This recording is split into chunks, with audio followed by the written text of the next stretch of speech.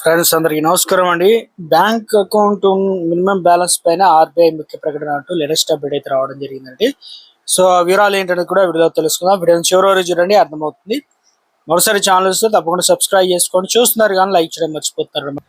ఈ రోజుల్లో ప్రతి ఒక్కరు కూడా కనీసం ఒక బ్యాంక్ ఖాతా అయితే ఉంటుంది. చాలా మందికి 2-3 అకౌంట్లు కూడా ఉంటాయి కదా. జీతం జమ చేయడం నుండి ఆన్లైన్ షాపింగ్, కరెంట్ బిల్లు చెల్లింపులు, UPI, Google pay, phone pay లాంటివి కూడా చెల్లింపులు, పొదుపు వరకు కూడా సేవింగ్ అకౌంట్లు, బ్యాంక్ ఖాతా ఈ రోజుల్లో మన జీవితంలో ఒక దైనందిన భాగం అయిపోయింది.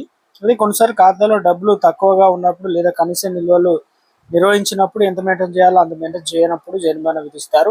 బ్యాంకులో మన సొంత డబ్బు ఉన్నప్పటికీ ఖాతాలో డబ్బు తక్కువగా ఉన్నప్పుడు మనం ఎందుకు జరిమానా చెల్లించాలి? దీని వెనుక కేవలం నిబంధనలు మాత్రమే కాకుండా మొత్తం వ్యాపారమే ఉంటుంది.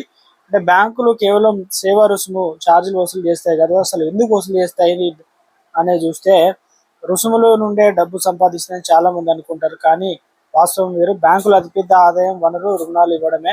మనం బ్యాంకులో ఉంచేటువంటి డబ్బును గృహ రుణాలు, వాహన రుణాలు లేదా వ్యాపార రుణాల రూపంలో ఇతరులకు అప్పుగా ఇస్తారు. ఇక రుణాలపైన వారు సంపాదించే అధిక వడ్డీ రేటునే బ్యాంకులు అసలైన ఆదాయం చెప్తారు. ఇక ఇతరులకు రుణాలు ఇవ్వాలంటే బ్యాంకులకు పెద్ద మొత్తంలో డిపాజిట్లు ఉండాలి. ఖాతాదారులు తమ ఖాతాలో కనీస నిల్వలు నిర్వహించినప్పుడు మాత్రమే రుణాలు ఇవ్వడానికి బ్యాంకులకు అవసరమైన నిధులు లభిస్తాయి. కాబట్టి అందరూ తక్కువ నిల్వలు ఉంచుకుంటే బ్యాంకులు రుణ సామర్థ్యం తగ్గి వాటి వ్యాపారం దెబ్బతింటుంది. కాబట్టి మన ఖాతాలు నిర్వహించడానికి బ్యాంకుకు ఎలాంటి ఖర్చు ఉండదు అని చెప్పేసి మనం అనుకుంటాం.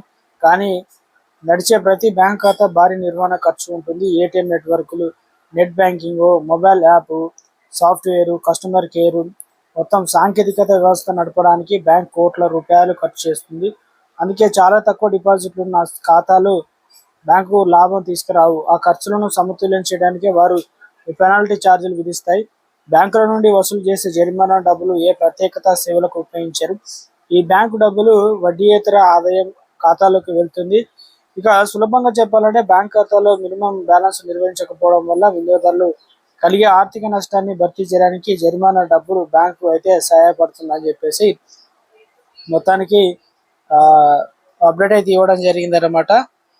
ఇప్పటికే కొన్ని బ్యాంకులు మినిమం బ్యాలెన్స్ ఎత్తివేసి జీరో బ్యాలెన్స్ అయితే ఉన్నాయి. కొన్ని హెచ్డిఎఫ్సి కావచ్చు, ఇతరత్ర బ్యాంకులు, ప్రైవేట్ బ్యాంకులు మాత్రం ఎక్కువగా అంటే మినిమం బ్యాలెన్స్ అనేది మెయింటైన్ చేయాలన్నమాట. లేకపోతే డబ్బులు అనేది కట్ చేస్తారు. కాబట్టి